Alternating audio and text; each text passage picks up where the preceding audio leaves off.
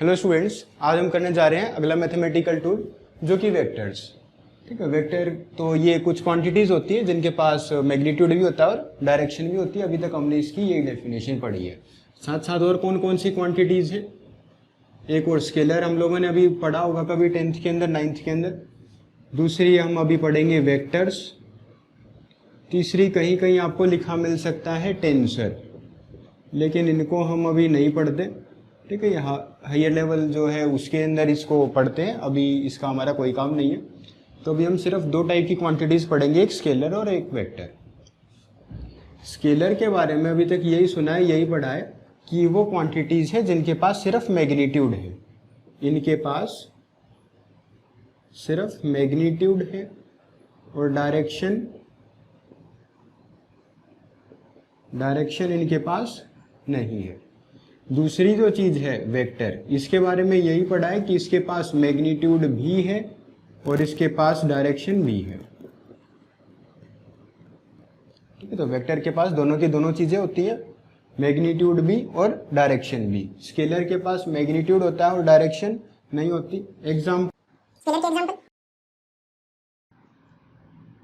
Speed, distance,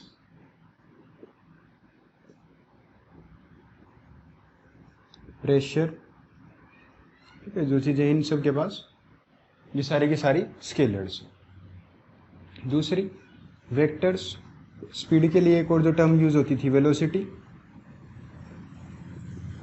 distance की जगह displacement,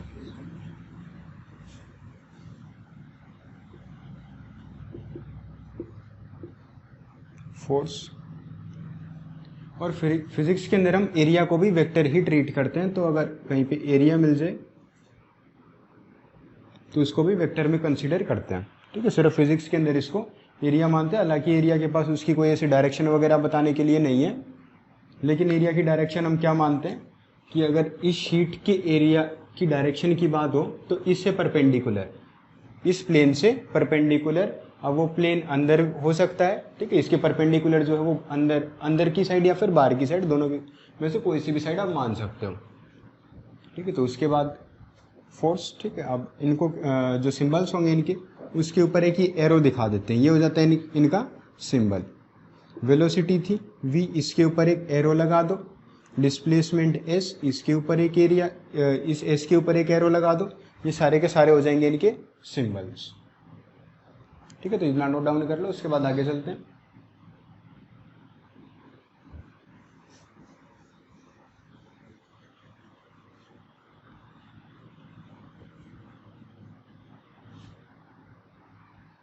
तो ये सब कुछ तो वो था जो अभी तक हम सुनते आए हैं, अब तक हमने पढ़ा है, लेकिन ये वेक्टर की पूरी डेफिनेशन नहीं थी।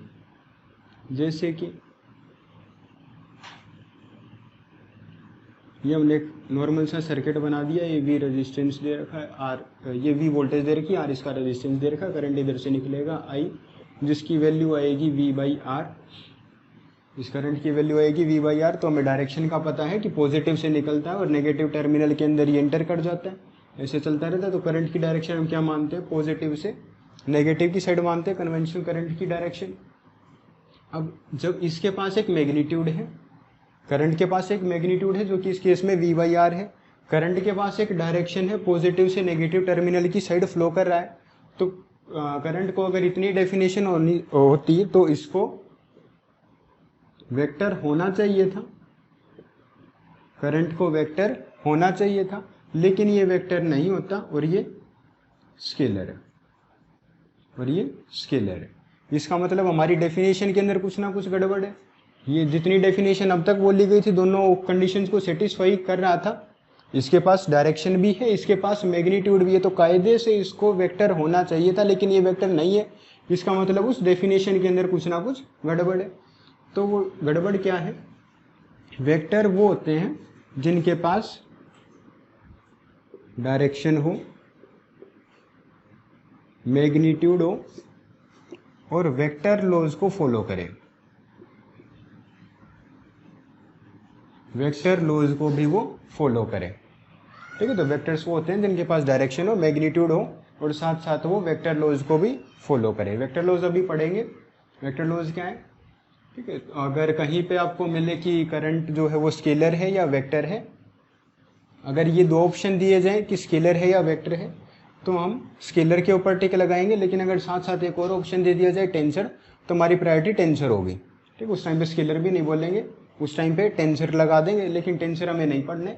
तो अगर ये दो ही हैं तो हम स्केलर बोलेंगे, इसको वेक्टर नहीं बोलेंगे।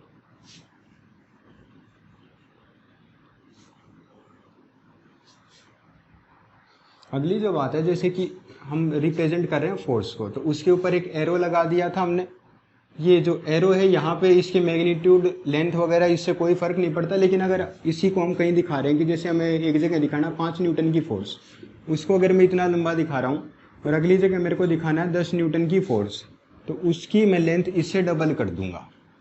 ये उस टाइम पे जब मैं कहीं और दिखा रहा हूँ, ये नहीं कि इस एफ के ऊपर इसको ऐसे डबल करके दिखा दिया, ये कहीं और दिखाई जाएगी। इस एफ के ऊपर इसका ये चीज़ गलत हो जाएगी, इसके ऊपर तो हम इतना ही रखेंगे, ठीक है। ऐसे अगर कहीं पे 5 न्यूटन दे रखा है और 100 न्यूटन दिखाना, तो उसके अंदर तो हमारा पेज तो इसी के अंदर भर जाएगा। तो ये बिल्कुल बेफालतू की चीज़ है अगर आप यहीं पे इतना लंबा एरो कर रहे हो तो, ठीक है। जहाँ पे इसके ग्राफ वगैरह से या फिर फेजर बना के सॉल्व करेंगे, वहाँ पे इसकी लेंथ से फर्क पड़ेगा।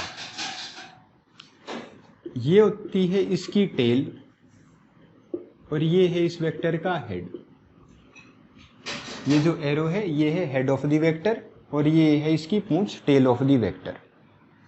अगर दो वेक्टर्स दे रखे हैं, उनके बीच के एंगल की बात हो तो वो होती है angle is between their tales. जो थीटा होगा that should be between their tales. अगर ऐसे करके पूछ लिया जाए एंगल बिटवीन द वेक्टर्स, तो ये वाला एंगल बिटवीन द वेक्टर्स नहीं होगा। इस वेक्टर को हम इस वाली साइड से शिफ्ट करेंगे, ये एंगल बिटवीन द वेक्टर्स होगा। ये वाला एंगल बिटवीन द वेक्टर्स नहीं होगा। Theta is the angle between the tail of the vectors. ये दोनों की पूंछ के बीच का एंगल है।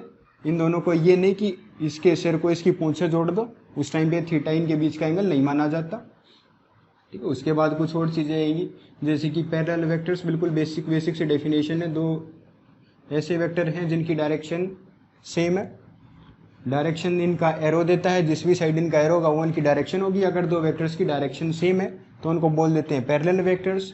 अगर एक वेक्टर ऐसे दे दे कि उसकी डायरेक्शन बिल्कुल इससे उल्टी है तो वो होते हैं एंटी पैरेलल वेक्टर्स। अगर एक वेक्टर दे रखा है जिसका मैग्नीट्यूड 0 है तो उसको बोल देते हैं जीरो वेक्टर। ये बिल्कुल सिंपल सी डेफिनेशन से इनके नाम से पता चल जाता है इसके अंदर क्या होगा। उसके बाद बात आती है, हम किसी भी वेक्टर को पैरेलली शिफ्ट करा सकते हैं। किसी भी वेक्टर को हम पैरेलली शिफ्ट करा सकते हैं। इस वेक्टर को मैं किसी इस सेम प्लेन के अंदर मैं कहीं पे भी लेके जा सकता हूँ, वो चाहे ये प्लेन मान लो चाहे ये प्लेन मान लो, ठीक है। इस सेम प्लेन के अंदर हम इसको कहीं पे भी लेके जा सकते हैं। इसको चाहे यहाँ पे लिख दो, चाहे ऊपर की साइड लिख दो, चाहे यहाँ पे लिख दो। बस शर्त ये है, ना इसके साइज को चेंज करेंगे और ना इसकी डायरेक्शन को, ना इसको घुमाएंगे और ना इसको छोटा बड़ा करेंगे। ये नहीं कि इसको उठा के हमने ऐसे टेढ़ा लिख दिया, ये चीज गलत हो जाएगी। जिस डायरेक्शन में ये अभी है उसी डायरेक्शन में रहना चाहिए, इसको रोटेट हम नहीं करेंगे। ये है वेक्टर की पैरेलल शिफ्टिंग। तो पैरेलल शिफ्टिंग हम करा सकते हैं किसी भी वेक्टर की, बस शर्त ये है ना उसकी हमें मैग्नीट्यूड को चेंज करना है ना उसकी डायरेक्शन को चेंज करना है। ये भी नोट डाउन कर लो। उसके बाद इसी में जो अगला टॉपिक हम करें वो है रेजोल्यूशन ऑफ वेक्टर्स।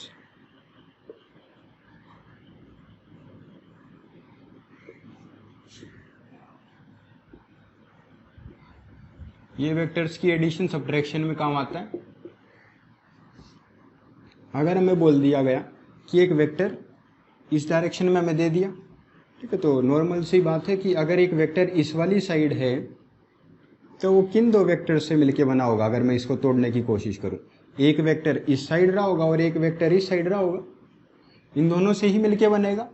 अगर यहाँ पे मैंने एक आदमी बैठा दिया, इस आदमी को एक इस साइड धक्का मारा और एक इस साइड धक्का मारा, तो आदमी जाएगा कहाँ? बीच में। तो ये जो बीच में गया ये किन दो चीजों से मिलके बना है? एक जिसने इसको इस साइड धकाया और एक जिसने इसको ऊपर की साइड धकाया। तो ये जो अगर नेट कोई भी वेक्टर दे रखा है, इसके दो कंपोनेंट्स होंगे, एक हॉरिजॉन्टल कंपोनेंट और एक वर्टिकल कंपोनेंट। अगर ये वाला एंगल थीटा है, अगर theta is the angle with horizontal, और ये दे रखा है कि ये एफ वेक्टर है, तो इस वाली साइड एफ का कोस थीटा आएगा और इस वाली साइड एफ का साइन थीटा आएगा। ये चीज़ हम डायरेक्ट याद रखेंगे कि किस साइड कोस थीटा है, किस साइड साइन थीटा है। जिस भी चीज़ के साथ उसने थीटा बनाया है उस डायरेक्शन में होता है उसका कोस थीटा का कंपोनेंट। थीटा इसने इसके साथ बनाया है तो इसी साइड आएगा इसका कोस थीटा का कंपोनेंट। बचा कौन? इसके परपेंडिकुलर वाला। जो परपेंडिकुलर कंपोनेंट है वो है एफ साइन थीटा। फिर भी अगर आपको कोई प्रॉब्लम है कि ये कैसे आया, तो इस वाले वेक्टर की पैरेलल शिफ्टिंग करा दी हमने। इसकी थोड़ी सी लेंथ ऐसे कर लो, ठीक है। इस वाले वेक्टर की हमने पैरेलल शिफ्टिंग करा दी है। तो ये वेक्टर और ये वेक्टर तो सेम है। इसको मान लो कुछ p, इसको मान लो b। अब ट्रिग्नोमेट्री लगा दो थोड़ी। b ये इतना क्या b, हाइपोटेन्यूज क्या है f, ये क्या होता है कोस थीटा। तो b क्या आ गया हमारे पास? b आ गया हमारे पास f कोस थीटा। यही तो लिखा था, b क्या है f कोस थीटा। ऐसे ही p perpendicular by hypotenuse, hypotenuse क्या है f, ये क्या आएगा sign theta. Perpendicular by hypotenuse is sine theta. p क्या आ जाएगा f साइन थीटा। जब p साइन थीटा है तो ये क्या, ये भी तो p है, ये क्या आएगा f साइन थीटा। लेकिन हम इतना सब कुछ जब भी क्वेश्चन आएगा तो इतना टाइम वेस्ट नहीं करेंगे, डायरेक्ट याद रखेंगे जिस भी चीज़ के साथ इसने थीटा बनाया हुआ है वो होगा इसका कोस थीटा का कंपोनेंट। जिसके साथ जो इसका परपेंडिकुलर वाला बच गया वो होगा इसका साइन थीटा का कंपोनेंट। तो चलो इसके ऊपर एक क्वेश्चन और कर लो।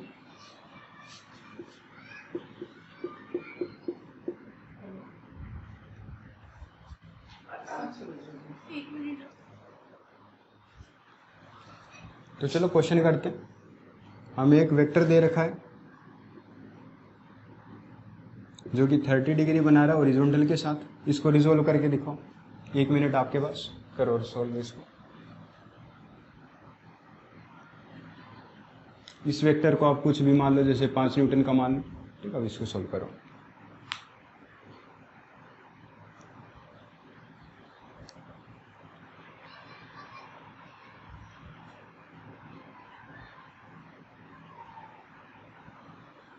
तो चलो करते हैं अब इसको सॉल्व। इसके दो कंपोनेंट होंगे, एक हॉरिजॉन्टल कंपोनेंट, एक वर्टिकल कंपोनेंट। जो हॉरिजॉन्टल कंपोनेंट आएगा वो आएगा एफ का कोस 30 डिग्री, जो वर्टिकल कंपोनेंट आएगा वो आएगा एफ का साइन 30 डिग्री। साइन 30 डिग्री की वैल्यू 1/2, यानी कि वर्टिकल कंपोनेंट आ गया 5/2। कोस 30 की वैल्यू होती है √3/2, तो ये वाला आ गया 5√3/2। हो गया रिजोल्व, ठीक है। वर्टिकल कंपोनेंट इसका 5 साइन 30 हो गया, हॉरिजॉन्टल कंपोनेंट 5√3/2 हो गया।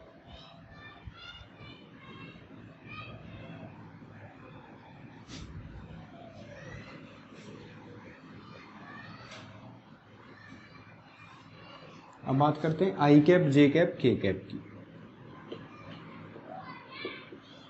वेक्टर को इस फॉर्म में भी दिया हुआ मिल सकता है। आई कैप का मतलब होता है एक्स डायरेक्शन। आई कैप का मतलब होता है एक्स, जे का वाई, के का जेड। अगर कहीं पे लिख रखा है कि एक वेक्टर है 2 आई कैप, इसका मतलब उस वेक्टर का जो 2 मैग्नीट्यूड है वो है एक्स डायरेक्शन में, प्लस 3 जे कैप भी दे दिया। इसका मतलब है 2 तो था एक्स डायरेक्शन में, 3 था वो वाई में, और जेड में वो अगर कुछ नहीं दे रखा तो इसका मतलब जेड में उसका कोई कंपोनेंट नहीं है। लेकिन मान लो कि अगर दे रखा है इस साइड में 5 के कैप दे दिया, इसका मतलब ये 2 तो है उसका एक्स डायरेक्शन में, 3 है उसका वाई डायरेक्शन में, और ये माइनस जेड। अगर जेड को हम इस वाली साइड पॉजिटिव जेड इधर ले रहे हैं तो अंदर की साइड यहाँ पे उसका 5।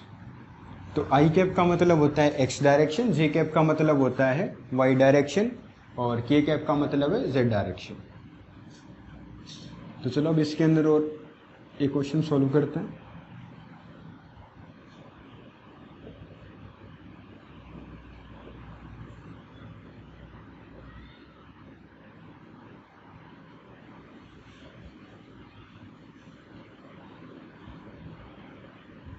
ये वाई एक्सिस, ये एक्स एक्सिस, यहाँ पे अगर आपको एंगल दे रखा है 37 डिग्री, ये 10 न्यूटन की फोर्स दे रखी है। इसको आई कैप, जे कैप की फॉर्म में लिख के दिखाओ। 10 न्यूटन की एक फोर्स दे रखी है, वर्टिकल ये वाई एक्सिस, ये एक्स एक्सिस, 37 डिग्री इसने हॉरिजॉन्टल के साथ बना दिया। इसको आई कैप, जे कैप की फॉर्म में लिखो।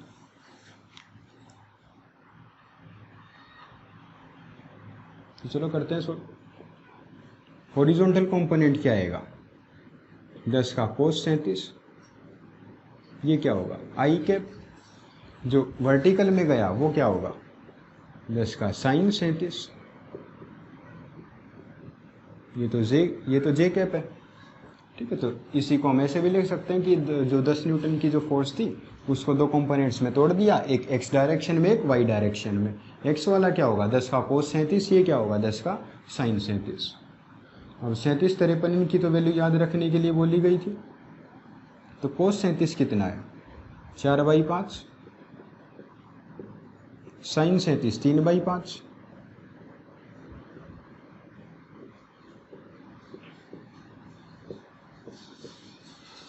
तो इसका आंसर आ गया 8i कैप प्लस 6 जे कैप। बस लिख दिया हमने इसको आई कैप जे कैप की फॉर्म में। तो ये था resolution of vectors.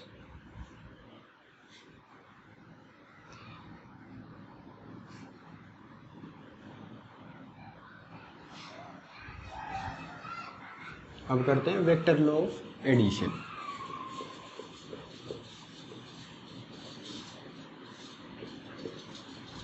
Vector law of addition.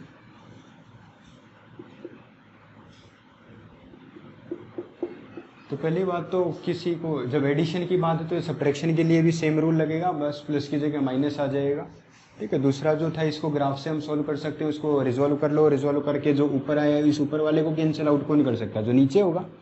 जो इस साइड है उसको कैंसिल आउट कौन कर सकता है, जो इससे उल्टी डायरेक्शन में होगा, ठीक है। तो पहला तरीका तो वही था, रिजॉल्व करके इसको सॉल्व कर दो। लेकिन जब दो ही वेक्टर्स की बात होती है तो उसके लिए हम ये वेक्टर लॉ ऑफ एडिशन लगाते हैं, इससे क्वेश्चन जल्दी सॉल्व होता है।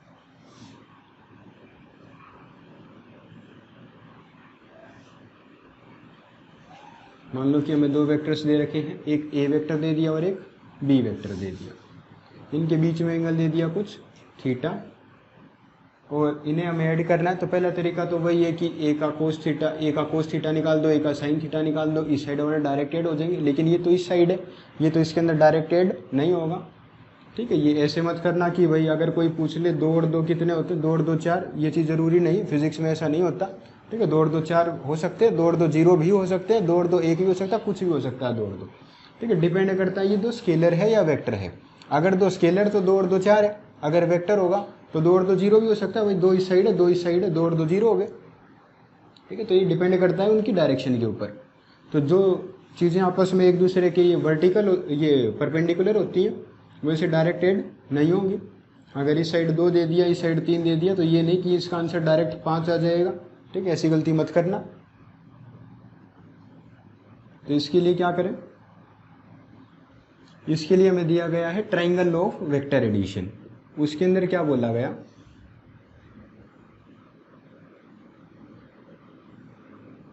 देखो सबसे पहली बात तो एक इसको इस टाइप से समझो कि यहाँ पे एक आदमी है, उसको 2 और इंसान धक्का रहे हैं। एक तो ए उसको धक्का मारा है इस साइड, बी इसको धक्का मारा है इस साइड, वो जाएगा कहाँ, बीच में।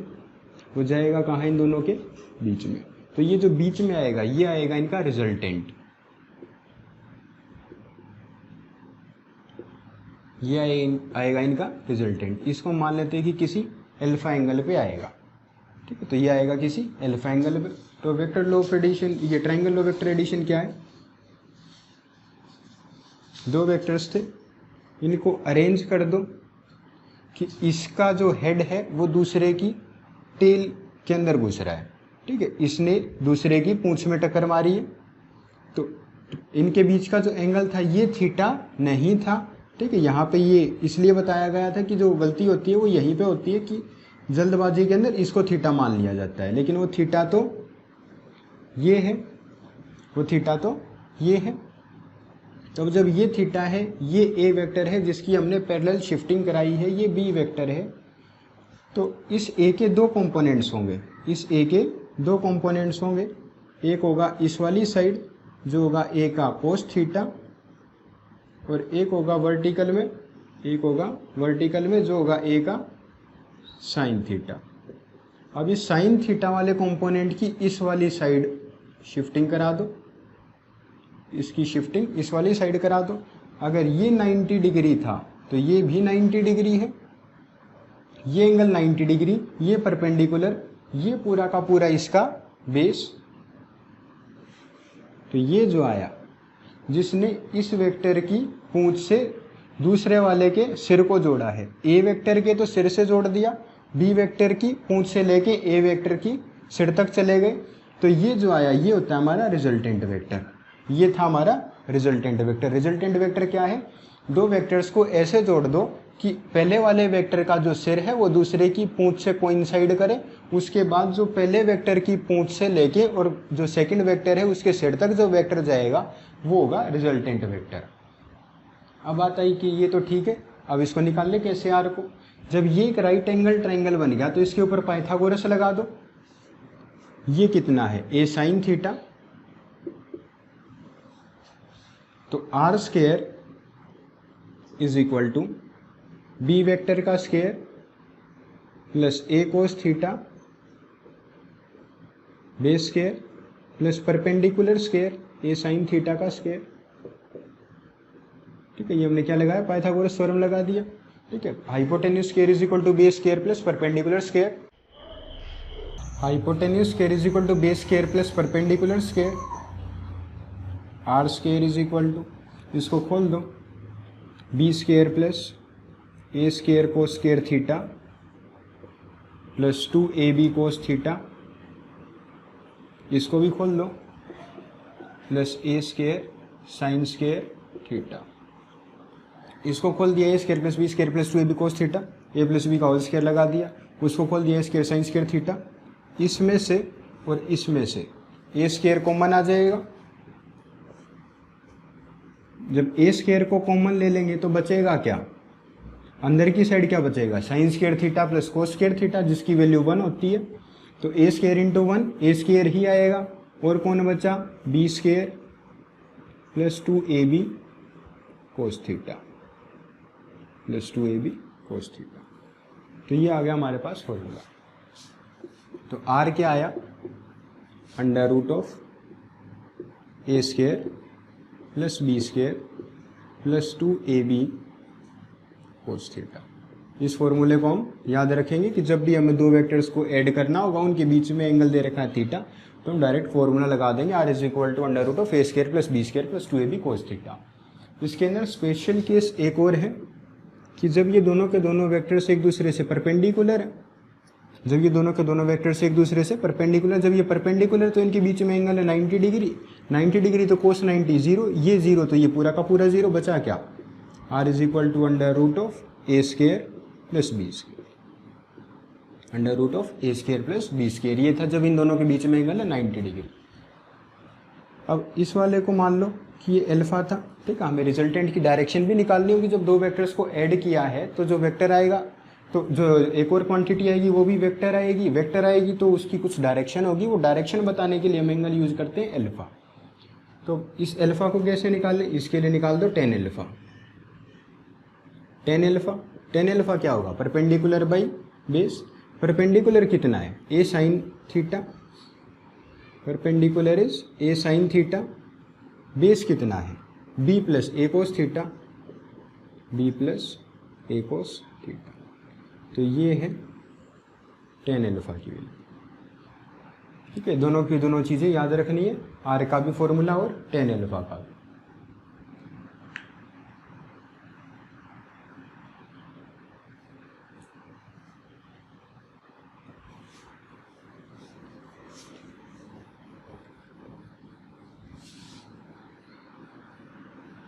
चलो क्वेश्चंस करते हैं इसके ऊपर कुछ।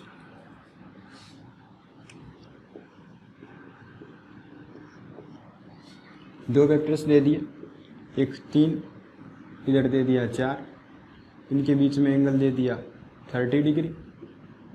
रिजल्टेंट बताना है। ठीक है, रिजल्टेंट की डायरेक्शन भी देनी है और मैग्नीट्यूड भी। करो सोल्व, 2 मिनट आपके पास। चलो करते हैं इसको सोल्व।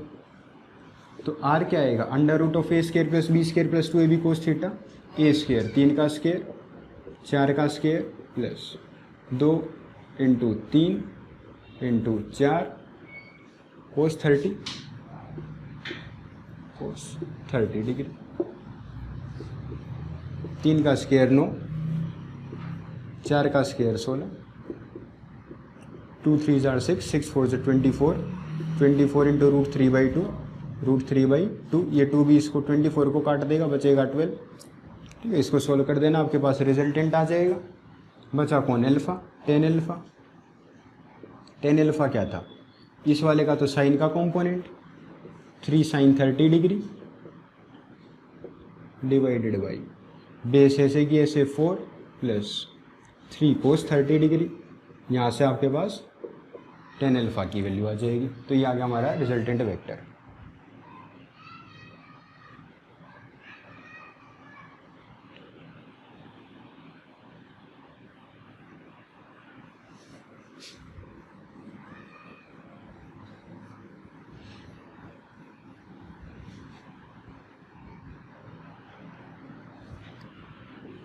चलो एक और करते हैं। एक वेक्टर दे रखा है 2i cap plus 3j cap, b vector दे रखा है 5i cap minus 2j cap. हमसे पूछ लिया ए वेक्टर प्लस बी वेक्टर बता दो और ए वेक्टर माइनस बी वेक्टर भी बता दो। करो सोल्व, 2 मिनट आपके पास।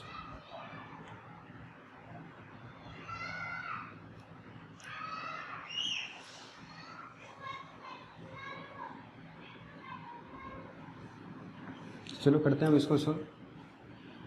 ए वेक्टर दे रखा 2i cap plus 3j cap. इसका मतलब क्या है कि 2 ये इस साइड है और 3 ये वर्टिकल की साइड है। 2 इस साइड, 3 इस साइड। ये 5 इस साइड है, डायरेक्ट जुड़ जाएगा। 5 इसी साइड है, डायरेक्ट जुड़ जाएगा। ये भी आई कैप, ये भी आई कैप, डायरेक्ट जोड़ दो। ये 3 ऊपर की साइड था, ये माइनस का 2 है, इसका मतलब ये नीचे की साइड 2 है। नीचे की साइड 2, इसका मतलब ऊपर की साइड क्या होगा? -2। तो ये क्या आ जाएगा? इस वाली साइड 7, ऊपर की साइड 3 - 2 1। ठीक है, तो हमारे पास क्या रिजल्टेंट आ गया? तो जो वेक्टर है आप इसको इस फॉर्म में भी लिख सकते हो कि ये हो जाएगा 1i cap plus 7j cap. ये 1i कैप लिखने का कोई फ़ायदा नहीं होता, इसको डायरेक्ट लिख दो i cap plus 7j cap. अगर आप ऐसे छोड़ दोगे ये भी ठीक है। अगर आप i कैप j कैप की फॉर्म में नहीं छोड़ना चाहते, इसके ऊपर वेक्टर लॉ ऑफ एडिशन लगा दो, जिनके बीच में एंगल दे रखा 90 डिग्री। ये y एक्सिस थी, ये x एक्सिस थी। √1² प्लस 7² 1 प्लस 49 √50।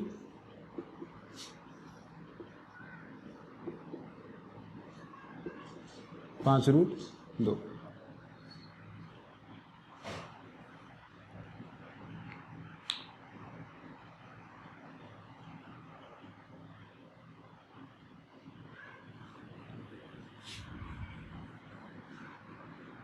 ए वेक्टर माइनस बी वेक्टर भी पूछा था इसमें, तो ए वेक्टर माइनस बी वेक्टर भी था।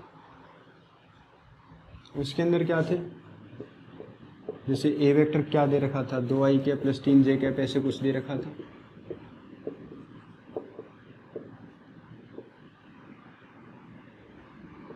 -5i cap minus 2j cap. A vector minus b vector क्या होगा?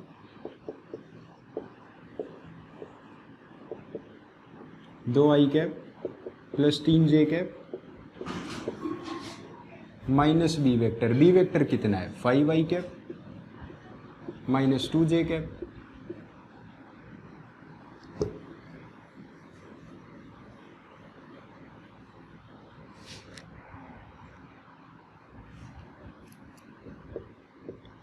To i cap plus 3j cap minus 5i cap plus 2j cap. ये i माइनस 3i कैप, ये j प्लस 5j कैप। ठीक है, या तो ऐसे छोड़ दो या फिर इसके ऊपर भी वेक्टर लॉ ऑफ एडिशन लगा दो, √3² प्लस 5²। ठीक है, वो इसका आंसर हो जाएगा। किसी भी फॉर्म में आप कर सकते हो। ठीक है, तो ये था vector law of addition. Triangle law vector addition भी इसको बोल देते हैं। पैरेललोग्राम का भी एक होता है। ठीक है, वो कुछ अलग नहीं है, सेम फॉर्मूला होता है, बस उसके अंदर पैरेललोग्राम छाप देते हैं, लेकिन इससे सब कुछ हो जाता है। तो आज का लेक्चर यही ख़त्म करते हैं। प्रोडक्ट ऑफ वेक्टर्स अगले लेक्चर में करेंगे। Thanks for watching the video.